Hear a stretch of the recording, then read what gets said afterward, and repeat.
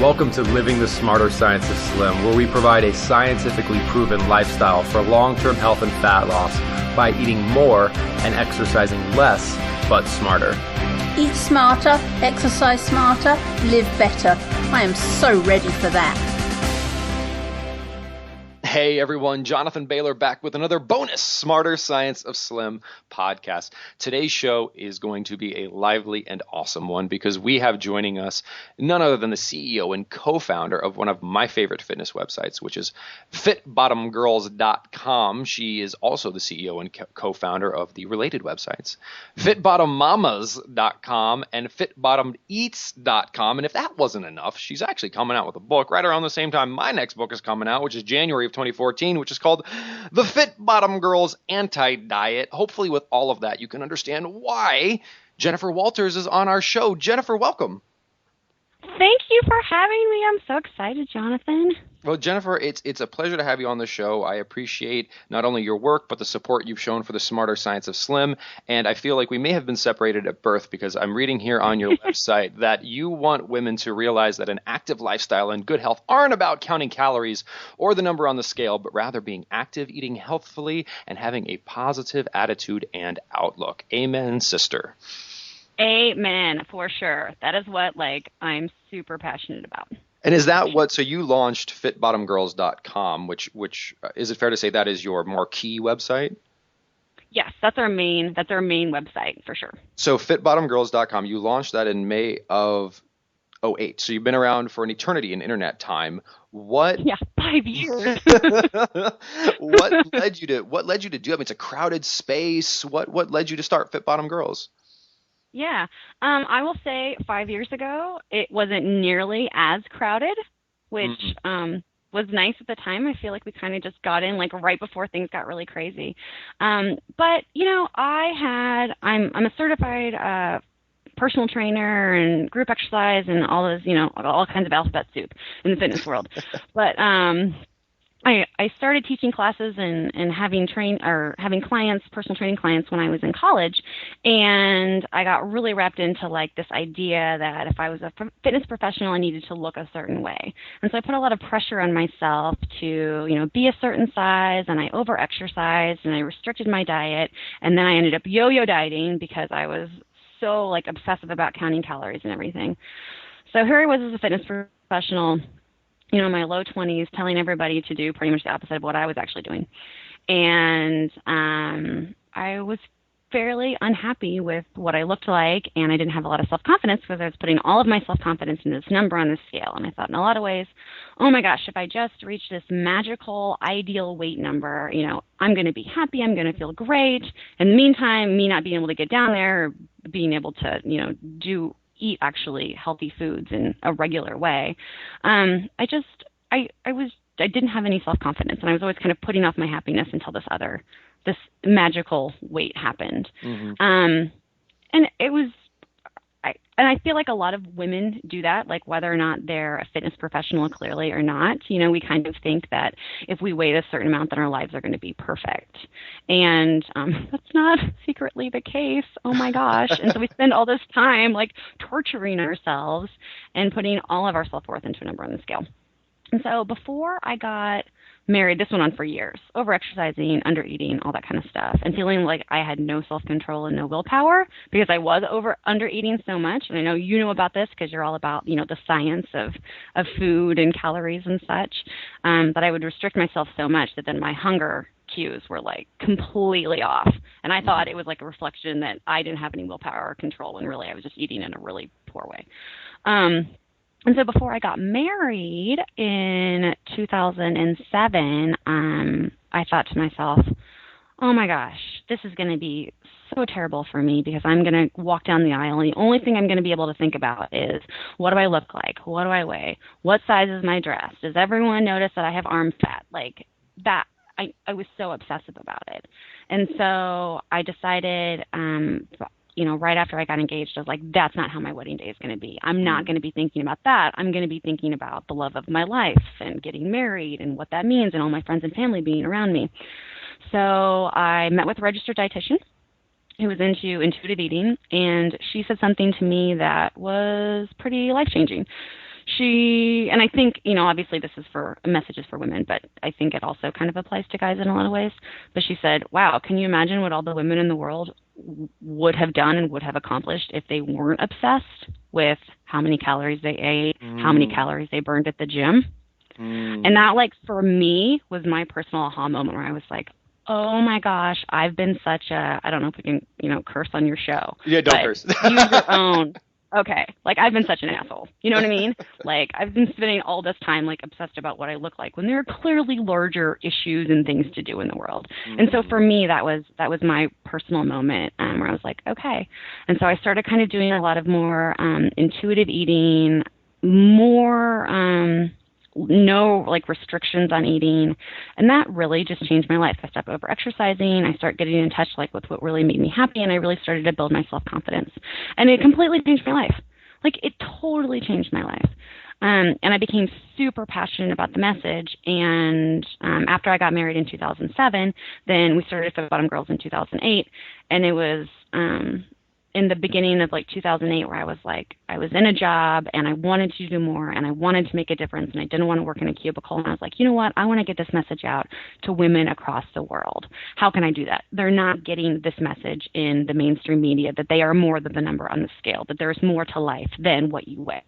And that a healthy lifestyle doesn't have to be about deprivation or restriction, but it can be about adding really awesome things to your life. And it can be a platform for you to feel better about yourself, not put off all of your happiness until you look a certain way.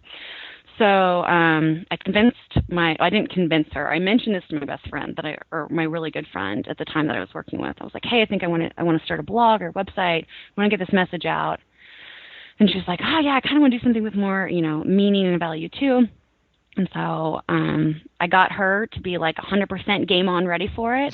And because I was like, I'm going to do it. Like, I don't just want to kind of do it. Like, I'm going to be all in, like kind of obsessive, a new obsession for me, a healthier obsession. And we started Fit Bottom Girls in 2008, and kind of the rest is just fallen into place.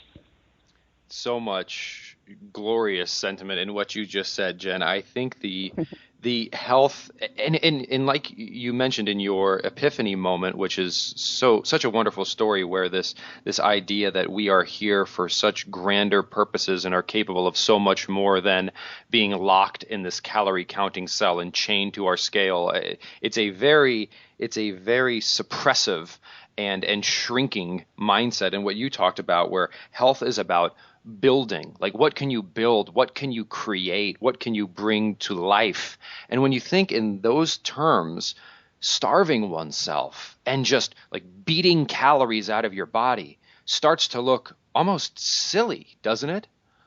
Yeah. Silly. It looks like a waste of time. It's sad. Like, it's just sad. Like, I look back on that time and I'm like, man, I could have been doing all kinds of different things, but instead, like, I was so one track minded onto something, yeah, totally. And especially when the irony, maybe is the right word, is you can be a fit bottom girl or a fit bottom guy by eating a lot of delicious food and just living an active lifestyle. That's actually, and not only can you, but the science is quite clear. That's the more effective way to do it. Yeah. Like, it's not about the crash diet. Like, the crash diet's never going to work, It is always about, we always talk about, all good things in moderation. You make something off limits, that means you want it, So you have to kind of play with yourself. And life shouldn't be about, life should be about a celebration of everything, of being your best. And then also loving yourself enough to make decisions that make you feel better, because you feel like you're worthy of feeling good. And I feel like a lot of people, they eat the fast food and they don't do the workouts and everything because there's other issues there that they don't feel as good about themselves as they should. They don't feel like they're worthy of being taken care of. And so I'm always like, no, you are worth taking care of. You are worth taking the extra time, spending the extra money.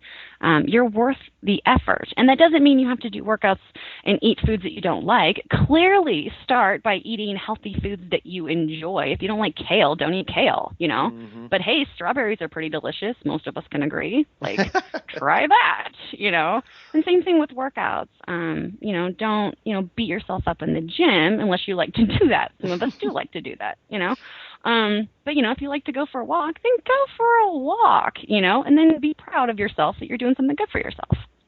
Jen, how do you most effectively communicate this message? Because you really are, as you said, the mainstream media is not telling us this. It's telling us the exact opposite. It's telling us, like, just look at how much weight the Biggest Loser contestants lose. Clearly, that is effective. Yeah. Yeah. What we try to really do is just, and sometimes I kind of feel like we beat people over the head with our message, because if you read any post on one of our sites, you're probably going to get one of our key messages that say things like all good things in moderation, fit bottoms come in all shapes and sizes. Well, those are kind of like our cliches almost that we're always saying. But we just try to, we review a lot of products. We do a lot of workout playlists, a whole bunch of different stuff. We write about our own successes and failures and just try to be really honest about our experiences to hopefully inspire other people. But we're always just kind of, with whatever we're doing, we're always writing in an encouraging tone that tells people, you know what, you're already awesome the way you are. Yeah, we all have things we want to work on. We all have things we want to change. We all have things we want to improve on. And we all should want to improve and be better. That's all part of it. But that doesn't mean that you're lacking somehow right now. You, as you are right now, are beautiful and glorious, So we're always just trying to be really motivational. Whatever you can do, hey, awesome, you're here. What can we do together? That sort of thing. And Jen, have you found, maybe even in your personal life, where I've certainly had this experience, and I can only imagine that it's magnified for females given the societal pressures placed upon them. And that's intuitively, we get this. We get that you let your light shine. We get that starvation isn't healthy. We get that the number on the scale is really not indicative of anything except gravity's relationship with our body. And however, it's Sunday night. We're getting ready for the week. We have some time to ourselves, maybe. And the mind starts to wander. We're laying in bed and the mind starts to wander.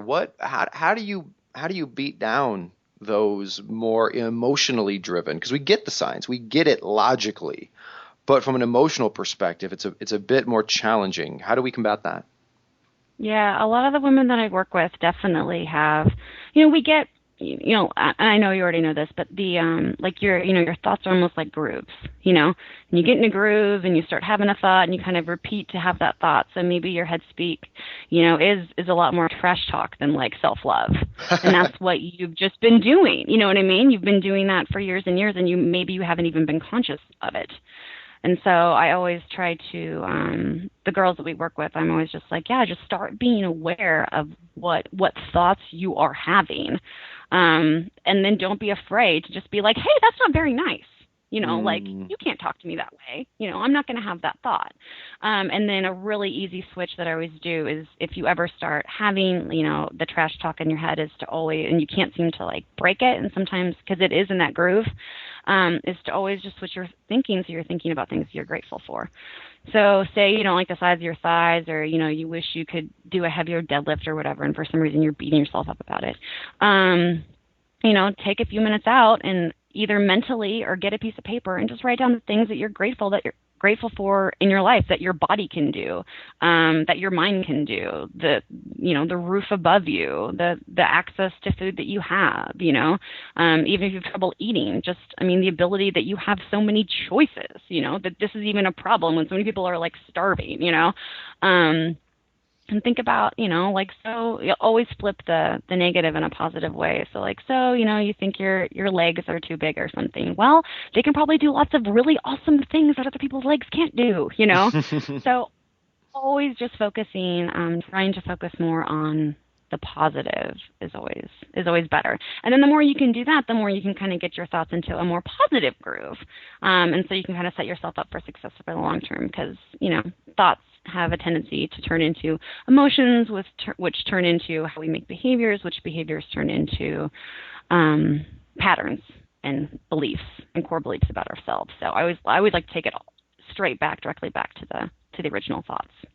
Jen, that's such a profound tool you mentioned in there, which is this isolation and identification of the thought and then a refutation of it. And it reminds me of Dr. Martin Seligman's work in just the positive psychology arena, or learning optimism, which is if you imagine that you are out walking down the street and someone says to you the thing you just said to yourself, you probably wouldn't just let that go. You'd be like, not only are you wrong, but here are some reasons you're wrong.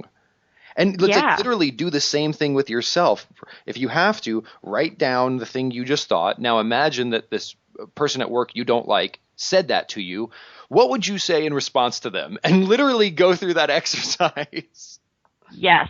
Yes, it is powerful. Because if you're not talking to yourself like your best friend, you need to be your own best friend. That's the name of the game. You know, you got to be on your own team here. We hear this word all the time, and you've said it a couple of times, and that's the word moderation.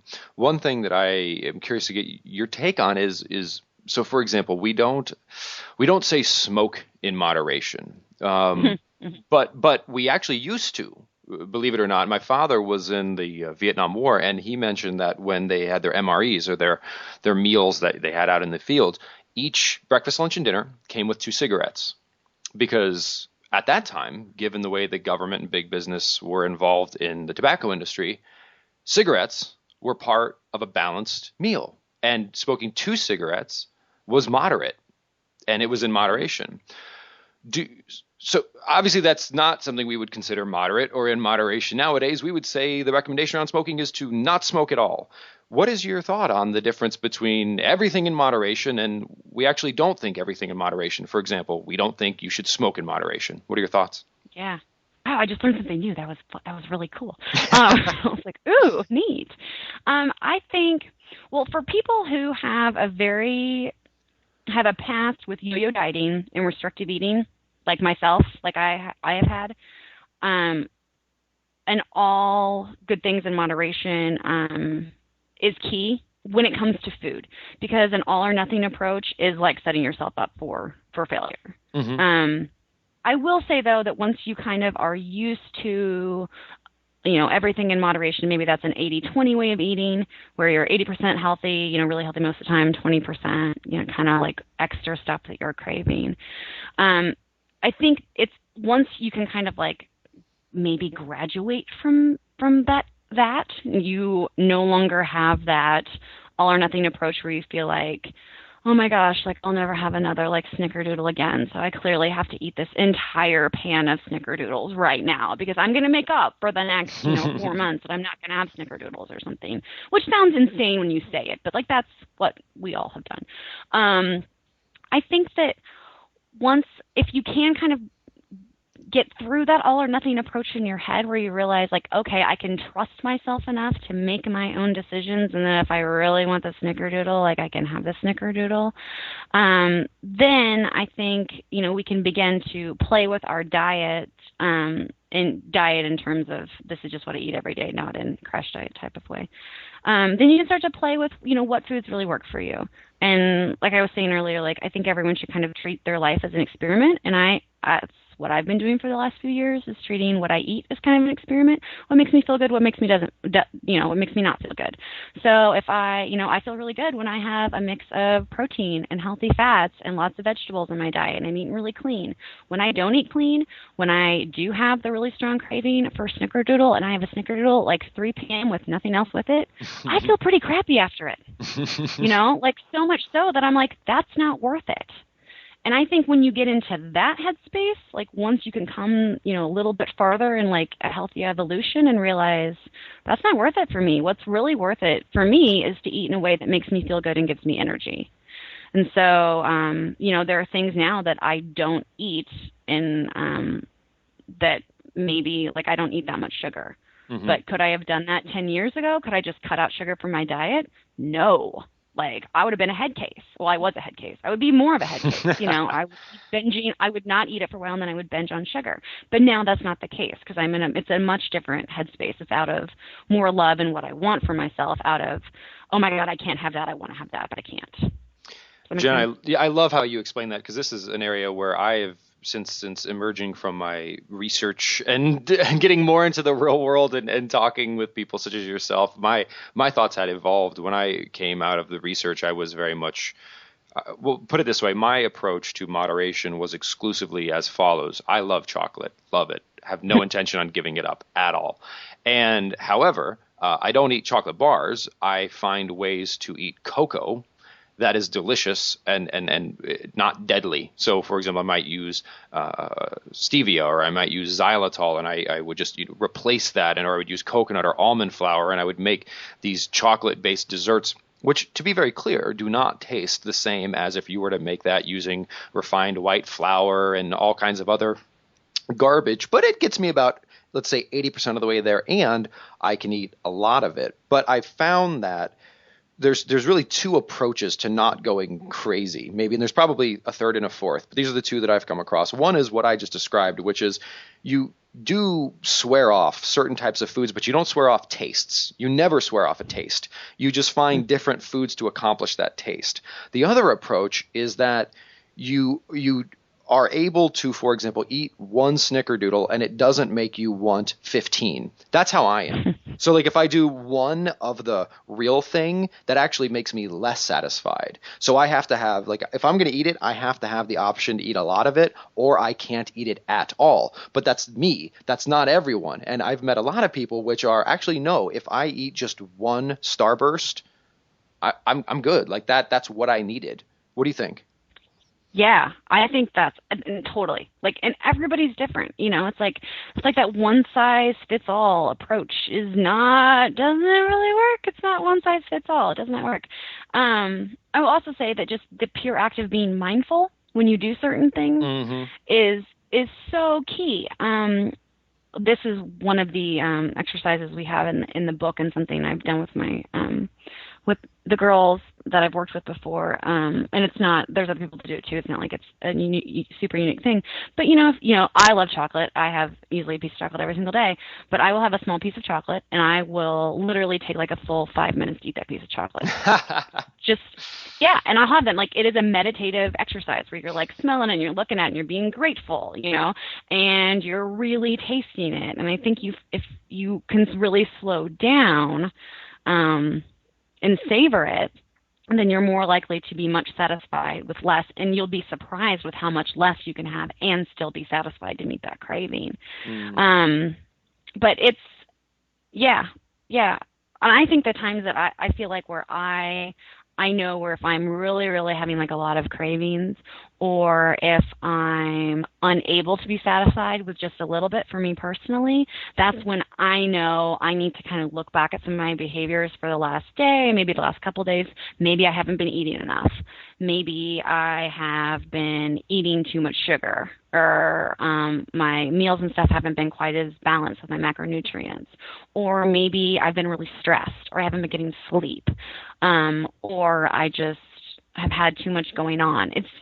I always, like, whenever I start to have issues, or maybe I'm just upset about something and I'm not dealing with my emotions properly, whenever I start to have those, I know kind of what my triggers are. And when I have kind of unhealthier eating behaviors, I know as soon as it happens, I'm like, okay, what's going on? What is it? And I can usually kind of look back over the last couple of days and try to identify, okay, here's the issue. I'm not eating enough healthy fats in my diet, or, I really need to go to that yoga class, or I need to just like take a day off, something. It's so key, Jen, to be able to step, what I heard you just say, or part of what you just said, was that ability to step out of that moment, because oftentimes we just look at our lives like right now in this moment, like right now I have a sugar craving. That's the problem. If I give in to the sugar craving, the problem was that I gave into a sugar craving. When what I hear you saying is that the fact that you even had a sugar craving, and so something happened preceding that. That is the cause. The craving is an effect, and the effect isn't really the problem. The cause is the problem. So you have to pop out of that moment in time, look back, and say, what precipitated this, and how do I fix that? And sometimes I don't even get there. I mean, I may still, go have like the sugar, I may still eat it. But I think the difference is that when I'm done eating it, it's no longer what I would used to do. And I think some people do is then you just beat yourself up. Mm-hmm. It's a reason why you suck. Like, it's a reason why you don't have willpower. It's just another example of how you can't do it. You can't change, how you're never going to reach whatever goal you want to reach. And so instead, you go, okay, well, that happened. All right, why did that happen? Mm-hmm. Instead of going through all of the mental trash talk. Just be like, okay, well, what happened? So, and then give yourself, forgiveness is like, the magic word. So you give yourself forgiveness over, whatever you did or didn't do. And then you go, okay, well, why'd that happen? How can I learn from that? Let's move on. And it sounds like you also, it's always a very conscious process. It's always a process that's looking at, you're not just forgiving obviously forgiving is necessary, but it's forgiveness and then saying, here's the action I'm going to take so that I don't have to keep forgiving myself, because ideally I am starting to live a life that helps me to not have these moments. Is that fair? Right, definitely. Because I think oftentimes, sometimes people just hear, well, if you just think more positively, everything takes care of itself. And that's certainly not Right. at all what you guys are talking about. You have to have Right. that positive mindset, but then you also have to take action and to be smart about it. Yeah, you have to be realistic. I mean, obviously, we're not telling everyone like, yeah, just be a positive Pollyanna all the time. Life is great. Yeah. Crazy things happen in life. Like, that's just part of life. That's part of the adventure, So, yeah, you got to be positive, but you also got to be, real, and then honor yourself and honor your emotions. Because if you do try to just always be up and never give yourself the time to kind of work through, difficult emotions and stuff, then you can also trigger stuff. So, feel your feelings. Feel your feelings, and then feel why, and then look back at maybe why they happened, and look more for those causes. Because I think we hear these like lifestyle change phrase so often, Jen, that it's just like saying synergy. Like it kind of means nothing, but what it actually means is oftentimes the problem is not that you just ate some sugar. That is not the problem. That's just something that happened. It's one moment. The problem might be something like you're not getting enough sleep. You're too stressed. You're in a poisonous relationship. You don't love yourself. They're all these more core lifestyle things. Would you say? Yes, for sure. Yeah, we tend to think very one-track minded when it comes to health and nutrition, when it comes to like diet and exercise, that it's only about nutrition, it's only about what you're eating, and it's only about the workouts you're doing, when it's everything, holistic is another, maybe a little buzzword, but very holistic. It really is very holistic. Jen, well, I so appreciate it. And folks, if you haven't checked out Jen's websites, the first one to check out is Fit Bottomed Girls. It's a wonderful site, and it has just a wonderful tone of positivity, very open-minded, very encouraging. I'm certainly a fan, and they've been wonderfully supportive of my work, so let's be sure to reciprocate that. Also check out Fit Bottomed Mamas, if that applies to you, and also Fit Bottomed Eats. And Jen, I'm pretty excited to have you back here to talk about your upcoming book. Just so we can wet people's whistle but not give it away, just tell us a little bit about the book. Yeah, it's a plan that pretty much tells you how to be a fit bottom girl. So we have a lot, it's like the 10 different principles of how to be a fit bottom girl, and it's a lot of diet, and it's a lot of nutrition, workouts, but it's also a lot of self-love and confidence boosting, and how to break up with the scale and ditch the diet drama with quick little 10-minute fixes, there's my marketing, that can kind of work into your life in a very natural, organic way and allow you to make small changes that add up over time to really big results in how you feel every day. So make you feel better. And what's the title of the book? It is The Fit Bottom Girls Anti-Diet. And it is coming out when? January, actually it's coming out December 31st, 2013, but January 2014. I love it. And you will come back on the show to tell us more about it? For sure, I would love to. Do you like how I did that little technique? Get people answering questions. You just naturally, oh yes, of course. So it's that last one. I just snuck it in there. And this? Yes. For sure. I would love to. Anytime. Awesome. Well, thank you so much, Jen. This has been an absolute delight. And folks, like I said, her name is Jennipher Walters. She's the CEO and co-founder of Fit Bottom Girls LLC. 3 websites: fitbottomgirls.com, fitbottommamas.com, fitbottomeats.com. And I don't know, Jen, we might have to have a conversation about fitbottomguys.com someday. I don't know. What's going on? I would love to start Fit Bottom Dudes. There is such a need for a sane type of approach for guys, I feel like. That's not super hardcore. I just keep talking about this, but I just need to meet the right people. So I need you're the right person. I love it, Jen. Well, thank you so much for the work you do and for joining us today. I really appreciate it. Thank you for all that you do, and thanks for having me on. My pleasure. And folks, I hope you enjoyed today's conversation as much as I did. And please remember, this week and every week after, eat smarter, exercise smarter, and live better. Talk with you soon. Wait, don't stop listening yet. If you like the podcast and if there's other ways we can help you, please join us in the Smarter Science of Slim support group, which is freely available at the Smarter Science of Slim website, smarterscienceofslim.com. There you'll find all kinds of free recipes and success stories and just all kinds of fun stuff, like how to help your kids go sane and just great community content. And just one last thing before you go, if you wouldn't mind heading over to iTunes and up onto Amazon.com and leaving us a review, and then going over to Facebook and liking us, we would hugely appreciate it.